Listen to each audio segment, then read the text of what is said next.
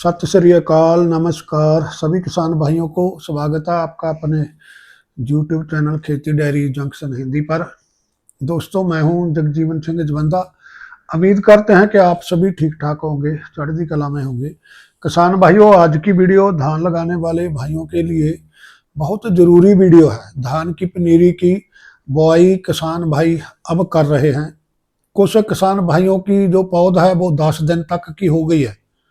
आमतौर पर देखा जाता है कि बुआई के 8-10 दिनों के बाद पनीरी हमारी अचानक पीली पड़नी शुरू हो जाती है। पौधा वहीं पर रुक जाता है, थम जाता है और बूटा ग्रोथ नहीं करता। किसान भाई परेशान हो जाते हैं कि अब क्या करें। आज की वीडियो में हम बात करेंगे 2 खास स्प्रे के बारे में, जिनके इस्तेमाल से अपनी पीली पड़ रही पनीरी सिर्फ 4-5 दिनों में ही बिल्कुल हरी भरी हो जाएगी और पनीरी का रंग बिल्कुल बदल जाएगा। वीडियो को आखिर तक जरूर ध्यान से देखिएगा। और जो किसान भाई चैनल पर पहली बार आए हैं, नए आए हैं, वो चैनल को जरूर सब्सक्राइब कर लें ताकि खेती बाड़ी की जानकारी जो वाली वीडियो है वो आप तक पहुंचती रहे। अब हम बात करते हैं कि आखिर पनीरी में यह समस्या आती क्यों है। पनीरी पीली पड़ने के पीछे मुख्य रूप से 2 तत्वों की कमी होती है। यदि हम इन 2 तत्वों को समझ लें तो बाजार से फालतू खर्च करने से हम बच सकते हैं। पहली कमी लोहा तत्व की होती है। इस कमी के कारण पनीरी के जो नए निकल रहे पत्ते होते हैं वह ऊपर से पीले या फिर सफेद रंग के दिखाई देने लगते हैं। पूरे खेत में धब्बे बन जाते हैं। इस कमी को पूरा करने के लिए हमें फेरस सल्फेट की स्प्रे करनी पड़ती है। दूसरी कमी जिंक तत्व की होती है। इस कमी के लक्षण थोड़े अलग होते हैं। इसमें पनीरी के पत्ते जंग लगे जैसे लगते हैं, यानी भूरे लाल रंग के हो जाते हैं।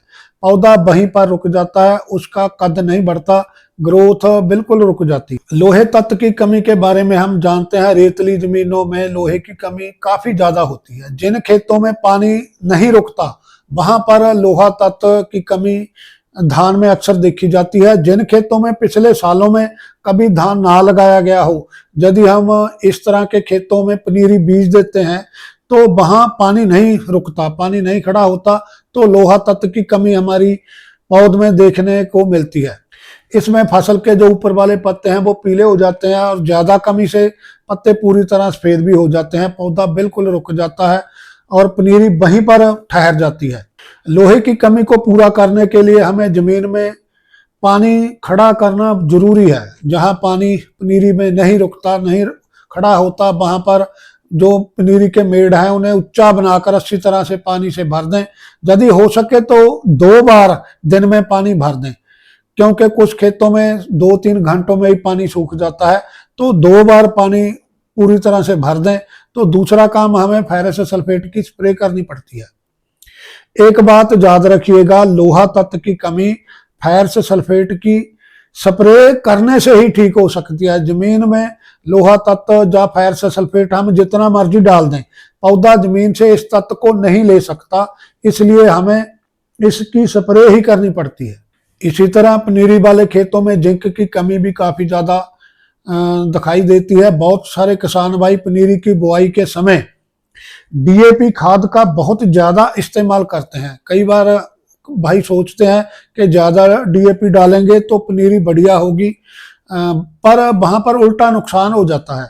जब खेत में डीएपी की मात्रा हम ज्यादा डाल देते हैं तो जमीन के बीच फास्फोरस तत्व की मात्रा काफी बढ़ जाती है। जब बढ़ा हुआ फास्फोरस जमीन के अंदर जो मौजूद जिंक है उसको वो लॉक कर देता है। नतीजा यह निकलता है कि जमीन में जिंक होने के बावजूद भी पौधे की जड़ें उसे सोख नहीं पाती। इसी कारण से पनीरी में जिंक की कमी हमको देखने को मिलती है। इस कमी को पूरा करने के लिए हमें ऊपर से पत्तों के द्वारा जिंक सल्फेट की स्प्रे करनी पड़ती है। स्प्रे किस तरह करनी है और कितनी डोज देनी है, उसके लिए आगे हम बात करते हैं। लोहे की कमी को पूरा करने के लिए 1 किलो फेरस सल्फेट 100 लीटर पानी में घोलकर 1 एकड़ के लिए इस्तेमाल किया जाता है। पर हम 1 एकड़ जितनी पनीरी नहीं बोते तो एक कनाल की बात कर लेते हैं। एक कनाल में हम एक 15 लीटर वाली टंकी स्प्रे करें तो एक कनाल में स्प्रे हो जाएगी। तो 15 लीटर वाली एक टंकी में 80 ग्राम से लेकर 100 ग्राम तक फेरस सल्फेट हम डाल देंगे। इसी तरह जिंक तत्व की कमी को पूरा करने के लिए यदि हमारे पास 21% वाला जिंक है तो एक टंकी में 50 ग्राम जिंक हम डाल सकते हैं। यदि हमारे पास 33% वाला जिंक है तो 30 से 35 ग्राम 33% वाला जिंक बहुत है। ज्यादा मात्रा में जिंक नहीं डालना चाहिए, कई बार इससे पनीरी के जो पत्ते हैं वो जल सकते हैं, सड़ सकते हैं। तो जितना बताया है इतना जिंक ही बहुत है। तो इसकी एक स्प्रे जब हमारी पनीरी 8 से 10 दिन की हो जाती है उस समय कर दें।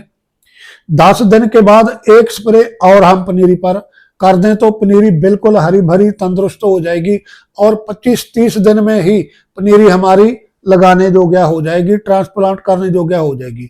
इस तरह की पनीरी जब हम खेत में ट्रांसप्लांट करते हैं तो बूटे नहीं मरते, पौधा जल्दी चलता है क्योंकि उसे जरूरी तत्व मिले हुए हैं। स्प्रे के लिए शाम का समय बढ़िया रहता है। शाम को जब मौसम ठंडा हो जाता है उस समय स्प्रे करने से सबसे बढ़िया रिजल्ट मिलते हैं। जिंक लोहे की स्प्रे करने से पहले यदि 2 टंकियां साफ पानी की हम पनीरी पर पौध पर स्प्रे कर दें तो फसल पर जो मिट्टी धूल वगैरह जमी होती है वह साफ हो जाती है और स्प्रे के रिजल्ट फिर बहुत बढ़िया मिलते हैं।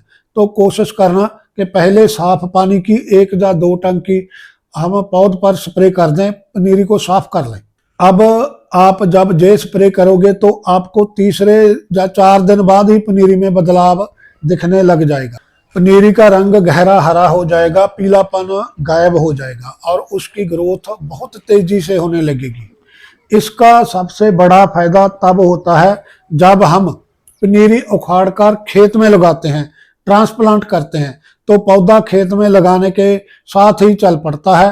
ट्रांसप्लांट के बाद भी पौधे में जिंक तत्व की कमी नहीं दिखाई देती क्योंकि स्प्रे से उसमें कुछ हद तक जिंक तत्व स्टोर हो चुका है।